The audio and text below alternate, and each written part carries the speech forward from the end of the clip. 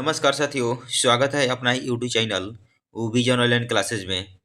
हम आशा करते हैं कि आपकी तैयारी बिहार डीएलएड इंट्रेंस एग्जाम की परीक्षा की तैयारी काफ़ी मस्त और ज़बरदस्त तरीके से चल रही होगी।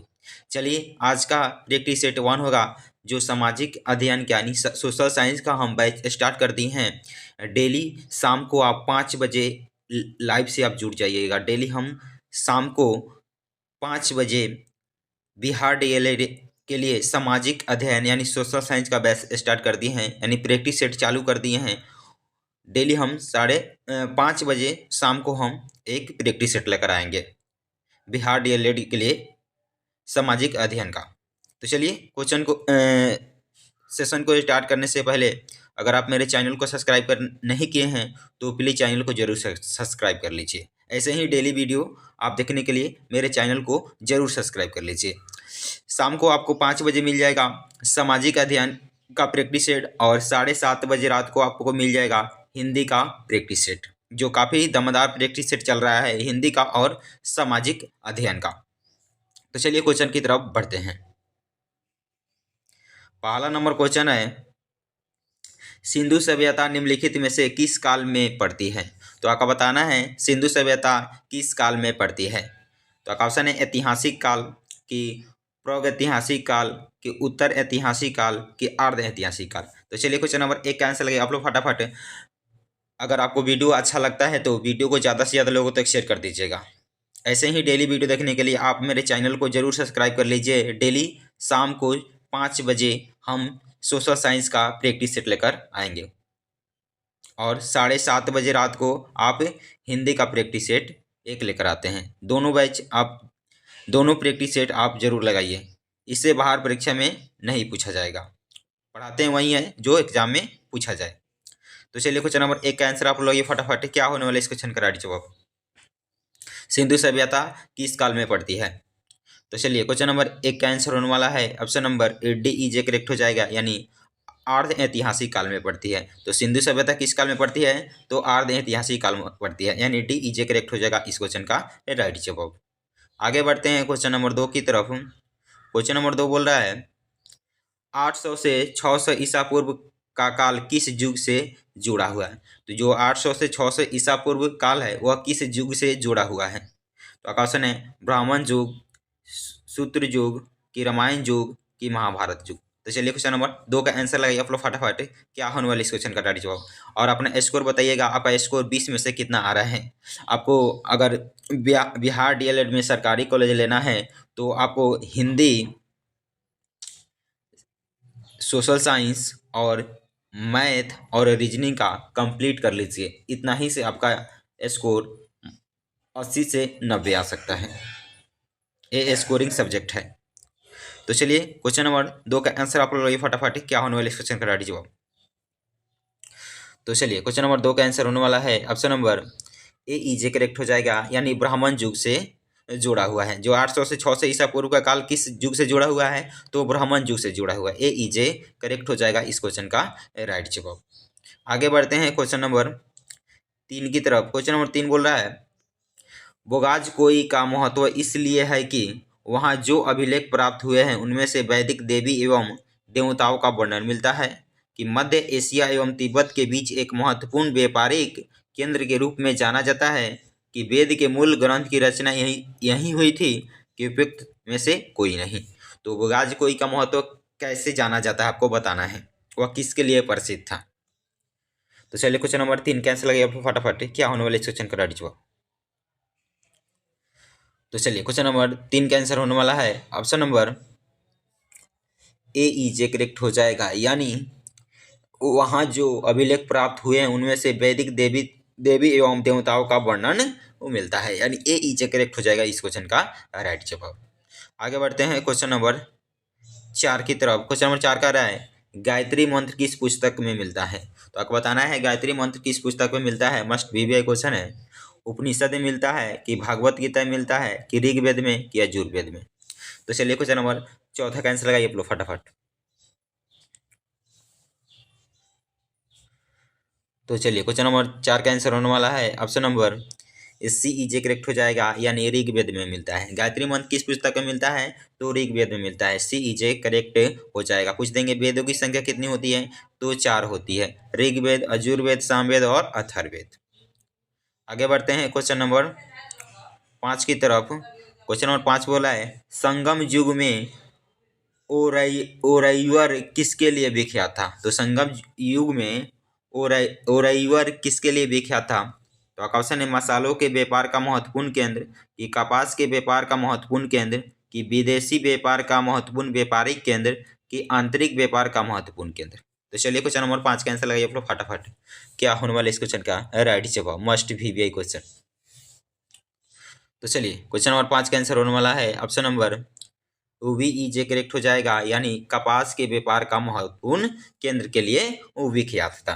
5 का आंसर क्या हो जाएगा? तो ऑप्शन नंबर VEJ करेक्ट हो जाएगा। VEJ करेक्ट हो जाएगा। चलिए अगर वीडियो अच्छा लग रहा है तो इस वीडियो को जरूर लाइक शेयर कमेंट कर दीजिएगा और चैनल को जरूर सब्सक्राइब कर लीजिएगा। जितने भी फेसबुक व्हाट्सएप ग्रुप है इसको जल्दी से आप शेयर कर दीजिए। तो क्वेश्चन नंबर 5 का क्या हो जाएगा? तो VEJ करेक्ट हो जाएगा। आगे बढ़ते हैं। क्वेश्चन नंबर 6 है, आजीवक संप्रदाय के संस्थापक कौन थे? तो आपको बताना है आजीवक संप्रदाय के संस्थापक कौन थे। आपका ऑप्शन है उपाली, आनंद, रघुलाभद्र, कि मखली पुत्र गोसाल। तो चलिए क्वेश्चन नंबर 6 का आंसर लगे फटाफट। ऐसे ही वीडियो देखने के लिए आप मेरे चैनल को जरूर सब्सक्राइब कर लीजिए। डेली हम शाम को 5 बजे एक प्रैक्टिस सेट लेकर आते हैं और 7:30 बजे रात को एक हिंदी का प्रैक्टिस सेट लगाते हैं। पढ़े वहीं जो एग्जाम में पूछा जाए। तो चलिए क्वेश्चन नंबर 6 का आंसर लगाइए आप लोग फटाफट। तो चलिए क्वेश्चन नंबर 6 का आंसर होने वाला है ऑप्शन नंबर DEJ करेक्ट हो जाएगा, यानी मखली पुत्र गोसाल हो जाएगा। DEJ करेक्ट हो जाएगा। आगे बढ़ते हैं क्वेश्चन नंबर 7 की तरफ। क्वेश्चन नंबर 7 कह रहा है, भागवत संप्रदाय के विकास में किसकी देन अत्यधिक थी? तो भागवत संप्रदाय के विकास में किसकी देन अत्यधिक थी? तो ऑप्शन है पर्शियन, कि हिंद यूनानी लोग, कि कुषाण, कि गुप्त। तो चलिए क्वेश्चन नंबर 7 कैंसिल लगाइए। तो चलिए क्वेश्चन नंबर 7 का आंसर होने वाला है ऑप्शन नंबर DEJ करेक्ट हो जाएगा, यानी गुप्त। भागवत संप्रदाय के विकास में किसकी देन अत्यधिक थी? तो गुप्त वंशों की देन अत्यधिक थी। DEJ करेक्ट हो जाएगा। आगे बढ़ते हैं क्वेश्चन नंबर 8 की तरफ। क्वेश्चन नंबर 8 बोल रहा है, किस अभिलेख से यह साबित होता है कि चंद्रगुप्त का प्रभाव पश्चिमी भारत पर फैला था? यानी किस अभिलेख से यह साबित होता है कि चंद्रगुप्त का प्रभाव पश्चिमी भारत पर फैला था? तो ऑप्शन है कलिंग अभिलेख, या अशोक का गिरनार अभिलेख, कि रुद्रदमन का जूनागढ़ अभिलेख, कि अशोक का सोपारा अभिलेख। तो चलिए क्वेश्चन नंबर 8 का आंसर लगाइए आप लोग फटाफट। क्या होने वाला इस क्वेश्चन का राइट जवाब? तो चलिए क्वेश्चन नंबर 8 का आंसर होने वाला है ऑप्शन नंबर CEJ करेक्ट हो जाएगा, यानी रुद्रदमन का जूनागढ़ अभिलेख से चंद्रगुप्त मौर्य का प्रभाव पश्चिमी भारत पर फैला था, यानी CEJ करेक्ट हो जाएगा इस क्वेश्चन का राइट जवाब। आगे बढ़ते हैं क्वेश्चन नंबर 9 देख लेते हैं। क्वेश्चन नंबर 9 कह रहे हैं, केवल वह स्तंभ जिसमें अशोक ने स्वयं को मगध का सम्राट बताया था, यानी वह कौन सा स्तंभ है जिसमें अशोक ने स्वयं को मगध का सम्राट बताया था? तो ऑप्शन है मस्की का लघु स्तंभ, कि रुमिनदेई स्तंभ, कि कीन स्तंभ, कि भाब्रू स्तंभ। तो चलिए क्वेश्चन नंबर 9 का आंसर लगाइए फटाफट। क्या होने वाला इस क्वेश्चन का राइट जवाब? तो चलिए क्वेश्चन नंबर 9 का आंसर होने वाला है ऑप्शन नंबर DEJ करेक्ट हो जाएगा, यानी भाब्रू का स्तंभ। भाब्रू का स्तंभ जिसने स्वयं को अशोक ने मगध का सम्राट बताया था, यानी DEJ करेक्ट हो जाएगा इस क्वेश्चन का राइट जवाब। आगे बढ़ते हैं क्वेश्चन नंबर 10 की तरफ। क्वेश्चन नंबर 10 कह रहा है, उस स्रोत का नाम बताइए जो प्राचीन भारत के व्यापारिक मार्गों पर मौन है। तो आपको उस स्रोत का नाम बताना है जो प्राचीन भारत के व्यापारिक मार्गों पर मौन है। तो ऑप्शन है संगम साहित्य, कि मिलिंद पन्हो, कि जातक कहानियाँ, कि पृथ्वी सभी। तो चलिए क्वेश्चन नंबर 10 का आंसर लगाइए फटाफट। तो चलिए क्वेश्चन नंबर 10 का आंसर होने वाला है option number B is a correct हो जाएगा, यानी मिलिंद पनव हो जाएगा। वी इज ए करेक्ट हो जाएगा। आगे बढ़ते हैं क्वेश्चन नंबर 11 की तरफ। क्वेश्चन नंबर 11 कह रहा है किस शासक वंश ने मंदिर एवं ब्राह्मणों को सबसे अधिक ग्राम अनुदान में दिया था? तो आपको बताना है किस शासक वंश ने मंदिर एवं ब्राह्मणों को सबसे अधिक ग्राम अनुदान दिया था। तो क्वेश्चन है गुप्त वंश ने, कि पाल वंश ने, कि राष्ट्रकूट वंश ने, कि प्रतिहार वंश ने। तो चलिए क्वेश्चन नंबर 11 कैंसिल करिए फटाफट। तो किस शासक वंश ने मंदिरों एवं ब्राह्मणों को सबसे अधिक ग्राम अनुदान में दिया था, यानी दान कर दिया था सबसे अधिक? तो चलिए क्वेश्चन नंबर 11 का आंसर होने वाला है ऑप्शन नंबर ए इजे करेक्ट हो जाएगा, यानी गुप्त वंश ने दिया था। ए इजे करेक्ट हो जाएगा। आगे बढ़ते हैं क्वेश्चन नंबर 12 की तरफ। क्वेश्चन नंबर 12 बोल रहा है किस काल में अछूत की अवधारणा स्पष्ट रूप से उद्घृत हुई थी? तो आपको बताना है किस काल में अछूत की अवधारणा स्पष्ट रूप से उद्घृत हुई थी। तो ऋग वैदिक काल में, कि उत्तर वैदिक काल में, कि उत्तर गुप्त काल में, कि धर्मशास्त्र के समय में। तो चलिए क्वेश्चन नंबर 12 कैंसिल करिए बोलो फटाफट। क्या होने वाले क्वेश्चन जाओ। किस काल में अछूत की अवधारणा को स्पष्ट रूप से उद्घटित हुई थी? तो चलिए क्वेश्चन नंबर 12 का आंसर होने वाला है option number B is a correct हो जाएगा, यानी उत्तर वैदिक काल हो जाएगा। वी इज ए करेक्ट हो जाएगा। आगे बढ़ते हैं क्वेश्चन नंबर 13 देख लेते हैं। क्वेश्चन नंबर 13 कह रहे हैं भारत में मोहम्मद गौरी ने किसको प्रथम वक्ता प्रदान किया था? तो भारत में मोहम्मद गौरी ने किसको प्रथम वक्ता प्रदान किया था? तो आपका ऑप्शन है ताजुद्दीन यलदूज, की कुतुबुद्दीन ऐबक, की शमसुद्दीन इल्तुतमिश, की नासिरुद्दीन कुबाचा। तो चलिए क्वेश्चन नंबर 13 कैंसिल लगाइए। तो चलिए क्वेश्चन नंबर 13 का आंसर होने वाला है option number B is a correct हो जाएगा, यानी कुतुबुद्दीन ऐबक हो जाएगा। A B is a correct हो जाएगा। आगे बढ़ते हैं क्वेश्चन नंबर 14 देख लेते हैं। क्वेश्चन नंबर 14 कह रहा है किस सुल्तान के काल में खालिसा भूमि अधिक पैमाने पर विकसित हुई थी? तो किस सुल्तान के काल में खालिसा भूमि अधिक पैमाने पर विकसित हुई थी? तो आपका ऑप्शन है गयासुद्दीन बलबन, कि अलाउद्दीन खिलजी, कि मोहम्मद बिन तुगलक, कि फिरोज शाह तुगलक। तो चलिए आपको लगाना है 14 का आंसर। तो चलिए क्वेश्चन नंबर 14 का आंसर होने वाला है option number B is a correct हो जाएगा, यानी अलाउद्दीन खिलजी के समय में खालिसा भूमि अधिक पैमाने पर विकसित हुई थी। वी इज ए करेक्ट हो जाएगा। आगे बढ़ते हैं क्वेश्चन नंबर 15 की तरफ। क्वेश्चन नंबर 15 बोल रहा है सल्तन काल के सिक्के टंका, ससगानी एवं जीतल किन धातुओं के बने थे? तो आपको बताना है सल्तन काल के सिक्के टंका, ससगानी एवं जीतल किन धातुओं के बने थे? तो चांदी तांबा के, कि सोना चांदी तांबा के, कि चांदी जस्ता तांबा के, कि सोना जस्ता तांबा के। तो चलिए क्वेश्चन नंबर 15 कैंसिल लगाइए फटाफट।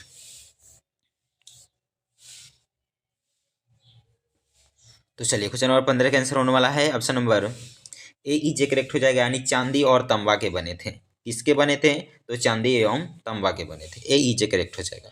आगे बढ़ते हैं क्वेश्चन नंबर 16 की तरफ। क्वेश्चन नंबर 16 कह रहा है इंग्लैंड में औद्योगिक क्रांति किस उद्योग से प्रारंभ हुई थी? आपको बताना है जो इंग्लैंड में औद्योगिक क्रांति हुई थी वह किस उद्योग से चालू हुई थी, यानी शुरू हुई थी? तो क्वेश्चन है परिवहन उद्योग, वस्त्र उद्योग, लोहा उद्योग, कि प्लास्टिक उद्योग। तो चलिए क्वेश्चन नंबर 16 कैंसिल लगाइए फटाफट। तो चलिए क्वेश्चन नंबर 16 का आंसर होने वाला है option number B is a correct हो जाएगा, यानी वस्त्र उद्योग से इंग्लैंड में जो औद्योगिक क्रांति हुई थी वह किस उद्योग से चालू हुई थी? तो वस्त्र उद्योग से चालू हुई थी। वी इज ए करेक्ट हो जाएगा इस क्वेश्चन का राइट जवाब। आगे बढ़ते हैं क्वेश्चन नंबर 17 की तरफ। क्वेश्चन नंबर 17 बोल रहा है निम्नलिखित पेय फसलों में से भारत दुनिया में अग्रणी उत्पादक और निर्यातक है। तो भारत सबसे अधिक कौन सा फसल उत्पादन करता है और निर्यात करता है? तो आपका ऑप्शन है कॉफी, दाल, चाय, की दही। तो चलिए क्वेश्चन नंबर 17 का आंसर लगाइए फटाफट। तो चलिए क्वेश्चन नंबर 17 का आंसर होने वाला है option number C is correct हो जाएगा, जो चाय हो जाएगा। सी इज करेक्ट। भारत सबसे अधिक उत्पादन कौन सी सबसे आगे उत्पादन में कौन कौन फसल में है? तो चाय, और निर्यात सबसे अधिक चाय ही करती है। सी इज करेक्ट हो जाएगा इस क्वेश्चन का राइट जवाब। 17 का सी हो जाएगा। आगे बढ़ते हैं क्वेश्चन नंबर 18 की तरफ। क्वेश्चन नंबर 18 कह रहा है भारत का वित्तीय राजधानी है, मस्ट वीवीआई क्वेश्चन है, भारत का वित्तीय राजधानी कौन सी है?